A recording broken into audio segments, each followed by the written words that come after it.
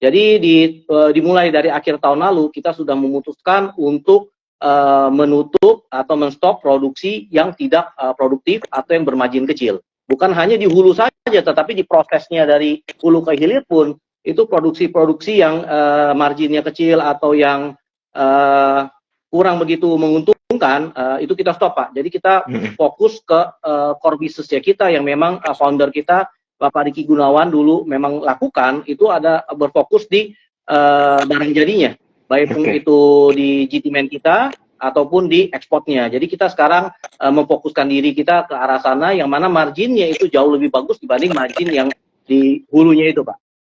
Oh, oke. Berarti kurang lebih mirip-mirip kayak bank yang modern sekarang, Pak ya, sudah menutup cabang gitu, yang tidak profitable gitu. Jadi lebih fokus kepada core bisnis yang menghasilkan margin yang gede. Oke. Betul. Mungkin sebelum ke Bro Daniel, saya ada satu pertanyaan lagi, Pak, buat Bapak. Itu mungkin dari semua bisnis itu, kan tadi Bapak bilang sampai distribusi ya. Saya penasaran nih, Pak, kita kan sekarang ke era digital ya. Apakah Ritsoni juga melakukan penjualan secara daring gitu, secara online, udah mulai kayak bisnis customer gitu, bukan lagi bisnis ke bisnis yang ke grosiran gitu, sehingga bisa menekan harga dan juga lebih meningkatkan efisiensi. Bagaimana menurut Bapak? Apakah ada dilakukan? Kalau dari segi online itu kan bisnis B2C, Pak ya. Yes, betul. Kalau di PT Diki dari dulu kita itu memang fokusnya ke B2B, Pak. Jadi dari segi dari PT Diki sendiri memang kita tahu pergerakan yang ada di online atau di marketplace itu memang cukup luar biasa. Tetapi dari komitmen dari perusahaan kita memang kita harus lebih mengutamakan itu B2B, Pak. Jadi yang menjual produk-produk GTman kita itu di marketplace ya customer kita, Pak. Gitu. Jadi kalau kita tidak bisa langsung itu menjual direct dari B2B menjadi B2C, Pak. Kita mesti hargain customer kita yang sudah berhubungan sekian lama, terutama dengan founder kita Bapak Diki Gunawan, yang saya tidak mungkin mengganti itu menjadi B2C, Pak. Tetapi ya kita akui memang customer kita banyak sekali itu yang menjual produk-produk kita itu di online, Pak. Iya, betul. Thank you. Betul. Jadi nggak dilangkahin gitu ya, Pak ya. Tetap ada jalur distribusi yang harus dijalankan. Mantap Pak. Jadi ya ini yang saya biasa bilang sama Bro Wilson, cuannya bareng-bareng, Pak. Karena ya memang ya dengan strategi jalur distribusi ini pasti semua orang akan merasakan manfaatnya gitu ya, Pak. Oke, saya ada follow up question, Pak. Ini berkaitan masih dengan strategi dan juga sistem distribusi dan lain sebagainya. Nah, karena kan kalau kita tahu di dalam negeri ini yang bermain kan bukan hanya Ricci, Pak, ada brand-brand lain yang belum emiten pun juga ada lebih banyak lagi gitu, Pak. Nah, ini kalau melihat peta persaingan di dalam negeri kita seperti apa, Pak? Siapa sih sebenarnya ini kayak pesaing terdekat lah gitu, kontendernya gitu, Pak? Saya rasa, Pak, tidak dipungkiri semua itu sekarang lebih berfokus kepada market yang ada di online, Pak ya. Dan kita juga tahu bahwa mereka itu bukan hanya produksi di lokal, tetapi juga barang-barang import, Pak. Yang mungkin ya kita tidak tahu import, quote-quote import, Pak ya. Gitu. Jadi ya saya rasa pesaing-pesaing kita ya sesuai dengan yang setiap kali saya diajarkan oleh founder kita, Bapak Diki Gunawan, ya kita berfokus kepada diri kita sendiri aja, Pak. Kita harus lebih mengenal kita yang namanya produk Indonesia, ya kita harus mengenal customer kita harus terus dekat dengan customer kita, berinovasi. Kalau memang misalkan dengan adanya barang-barang murah yang beredar di online, ya kita kan tidak tahu dengan kualitas mereka atau produk mereka seperti bagaimana. Jadi tetapi kita tidak bisa juga menaikkan harga seenaknya kita untuk kita jual kan. Jadi ya kita harus, saya rasa harus dekat dengan mereka. Pesaing kita ya itu tadi, Pak, yang ya mungkin yang kita bilang banyak yang ngacak-ngacak pasar, Pak ya. Ya tapi saya rasa mereka juga tidak bisa lama kalau menurut saya. Yang namanya underwear itu tetap kualitas itu nomor satu, Pak, menurut saya. Oke. Baik, Pak. Ini berarti melihatnya gimana ya Pak, memang ada persaingan gitu ya Pak ya, tapi memang dilihat secara lebih positif gitu ya Pak ya, karena kan tentu tiap produk ada kelebihan masing-masing gitu ya Pak ya. Betul. Baik, baik. Sebelum kita lanjut ke pertanyaan selanjutnya, ini saya mau informasi ke Cuan Troopers ya, supaya bisa cuan bareng. Tadi kita ada sebutin cuan bareng. Tentunya jangan lupa kalau ingin bertransaksi sahamnya menggunakan aplikasi Spot, ya bisa download di Apple Store dan juga di Play Store. Supaya nanti bisa sama-sama cuan dan daftarnya di eform.sukorsekuritas.com gitu ya. Nah, oke, video ini juga bagi yang terlambat nanti akan di-share melalui Instagram Sukor Sekuritas dan juga akan di-share melalui YouTube dan juga Spotify karena kita sudah multi platform. Saya lanjut Pak ke pertanyaan berikutnya. Ini berkaitan dengan pesaing Pak. Sebenarnya setelah pandemi dan sebelum pandemi, apa sih yang jadi tantangannya Pak dan apa perbedaannya gitu? Tantangan utama industri tekstil Pak. Saya rasa yang menjadi tantangan ini sekarang adalah perubahan pola belanjanya masyarakat yang ada di Indonesia, Pak. Mungkin sebelum pandemi itu kita sudah tahu memang sudah ada online, tapi online itu tidak diharuskan, Pak. Pada waktu terjadi pandemi, mau tidak mau, semua masyarakat, konsumen pun harus online, Pak, untuk mendapatkan atau membeli barang. Jadi saya rasa tahun ini atau tahun depan itu akan menjadi tahun yang adjustment, Pak ya, untuk kita bisa nggak kita mengikuti atau memang benar nggak produk-produk online itu yang kita tidak tahu asalnya dari mana itu memang masih bisa survive atau tidak, Pak. Ya, saya rasa pola belanjanya bukan hanya di Indonesia, saya rasa di dunia juga udah mulai berubah Pak ya. Kita harus bisa ikutin perubahan itu Pak. Oke, baik. Ada perubahan pola belanja. Ini berasa banget ya, emang bener sih Pak. Dan sekarang karena kita udah kondisinya udah new normal. Dan saya satu pertanyaan lagi sebelum saya pindah ke Wilson Pak. Berkaitan tadi dengan perubahan pola belanja dan tantangan, apakah Ricci ini nggak melihat ada tantangan dari segi perubahan kurs Pak? Karena kan kita dengar-dengar di industri tekstil ada beberapa pemain yang memang terlalu tereksposur gitu dengan kurs denominasi asing gitu, akhirnya terlalu terpapar. Ini menjadi satu pukulan hebat gitu Pak. Apakah di Ricci nggak melihat ini jadi satu tantangan Pak, ada perubahan kurs gitu? Karena kan ekspor juga tadi ya Pak ya, ekspor impor. Kalau dari segi market lokal Pak, masalah kurs yang terjadi itu kan bukan hanya di GT-Man saja, tetapi di semua merek juga sama Pak ya. Itu. Jadi saya rasa untuk masalah dari segi kurs itu ya kita harus bisa beradaptasi lah Pak. Dan sedangkan kalau dari segi jenisnya underwear itu kan bukan hanya dari katun, ada juga yang lebih murah itu yang ada campuran polyester, TTC, CPC, ada juga yang memang polyester. Jadi ada banyak Pak. Dan teknologi kan berkembang terus. Yang tadinya polyester itu dibilang barang yang itu bahan yang paling murah, sekarang itu menjadi bahan yang bisa di-create menjadi ya mungkin kalau kita di Jepang itu ada cool touch. Itu jadi di-create supaya ada functional fabric menjadi functional fabric, Pak. Ya, jadi kita harus akuin itu. Kalau memang konsumen di Indonesia paling suka ya dengan katun, Pak. Betul. Benar banget, Pak. Iya, iya, wah, luar biasa, Pak. Ini ya berarti ada peningkatan untuk teknologi dari bahan bakunya sendiri, gitu ya. Jadi tentunya ini yang pada akhirnya membantu untuk bottom line-nya, gitu ya. Jadi kondisi masalah kurs ini nggak terlalu berpengaruh gitu untuk Ricci. Baik, saya pindah ke Wilson. Silakan Wilson. Oke, thank you Bro Daniel. Nah, kalau saya Pak tadi related juga nih. Tadi kan Bro Daniel ngomongin tentang tantangan. Kalau saya pengen lihat dari sisi opportunity-nya nih Pak, gitu. Semester pertama, Ricci berhasil meraih laba. Setelah beberapa waktu lalu kita melihat mengalami penurunan Pak ya, di labanya gitu. Tapi sekarang berhasil nih.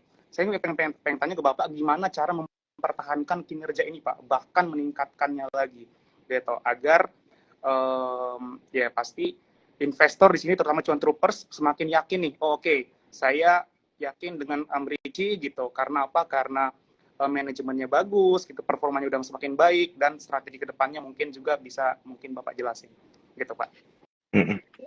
Mungkin yang kita harus lakukan ya mungkin perubahan drastis Pak ya. Dari sebelum COVID, strategi yang kita lakukan dengan yang akan kita lakukan dan sedang kita lakukan sekarang Pak. yang saya bisa bicara adalah mungkin kalau tadinya kita itu integrated company yang dari hulu ke hilir, kita sekarang sudah mengarah lebih ke produk barang jadinya, Pak. Oke. Nah, dari segi masalah marketnya, Pak ya, sebab yang tadi saya tambahkan yang dari hulu itu kan memang marginnya tipis ya, Pak. Sedangkan di barang jadi itu kan lebih tinggi, jadi kita lebih fokus ke arah sana. Nah, kalau dari segi marketnya, Pak, memang kalau kita lihat dari segi industri yang ada di Indonesia, memang tahun ini mungkin tahun koreksi, Pak ya. Tapi kan kita tidak bisa mengikuti tren terus. Kita juga punya armada kita ada 3.000 lebih orang yang kita harus terus kasih kerjaan gitu istilahnya, Pak.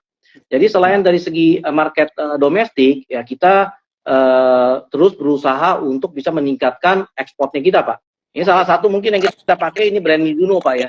Itu salah satu brand olahraga yang terkemuka itu di Jepang. Mungkin saya rasa omsetnya kira-kira 26 T, Pak ya.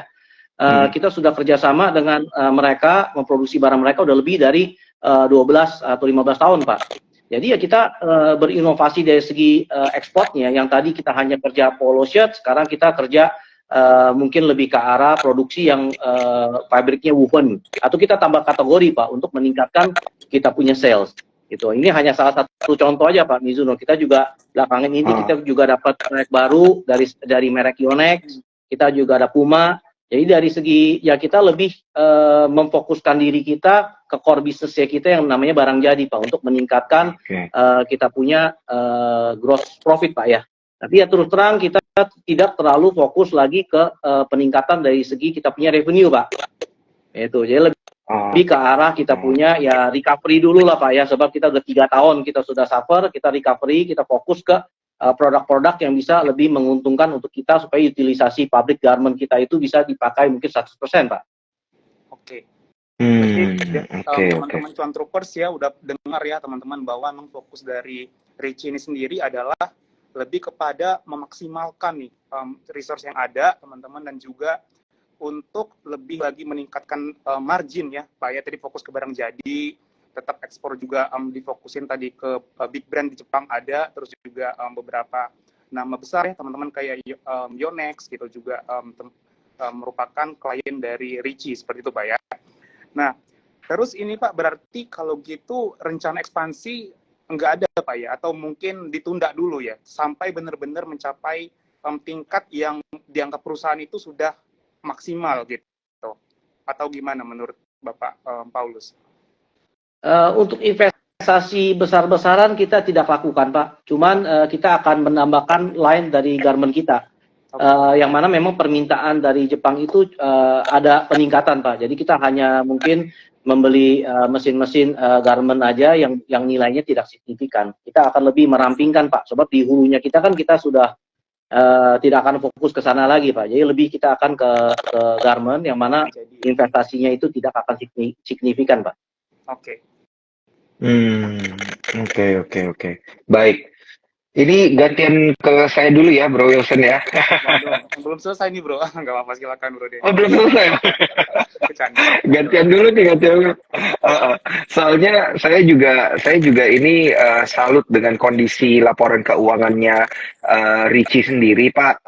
Walaupun di tengah kalau kita lihat kan dari berita yang beredar di media, banyak yang melihat dari sisi free cash flow, Pak. Ada juga yang melihat dari sisi beban utang dan liabilitas dan lain sebagainya gitu, Pak. Nah, ini boleh nggak sih, Pak, dijelasin ke rekan-rekan Cuan Troopers gitu, Pak. Walaupun di tengah kondisi ini kan kita ngelihat ada faktor positif sebenarnya dari Richie ya, di tengah liabilitas dan lain sebagainya, karena industrinya tetap berputar gitu, Pak.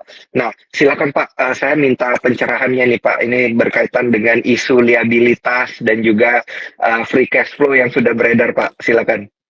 Iya, memang berita-berita itu saya juga dapat beritanya. Ya, saya rasa ya balik lagi, Pak ya, kita fokus dengan diri kita sendiri aja, Pak. Gitu. Kalau dari segi liabilitas kita memang kan kita fokusnya memang harus kita jaga, Pak ya. Tapi ya yang mungkin saya mesti bicara itu yang tidak tercermin dari laporan keuangan adalah mungkin dari asetnya kita. Itu kan memang kita masih belum revaluasi, Pak ya.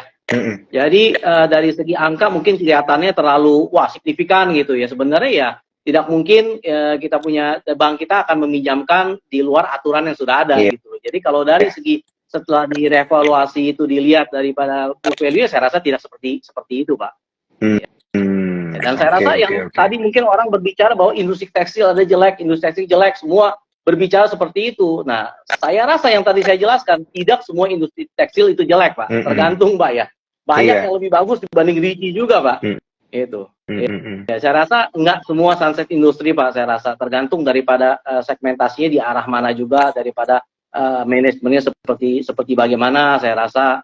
Jadi banyak juga pemain tekstil juga yang masih bagus, Pak. Oke. Betul Pak. Saya setuju Pak gitu. Gimana pun juga selama masih ada yang pakai brandnya kan harusnya baik-baik aja Pak.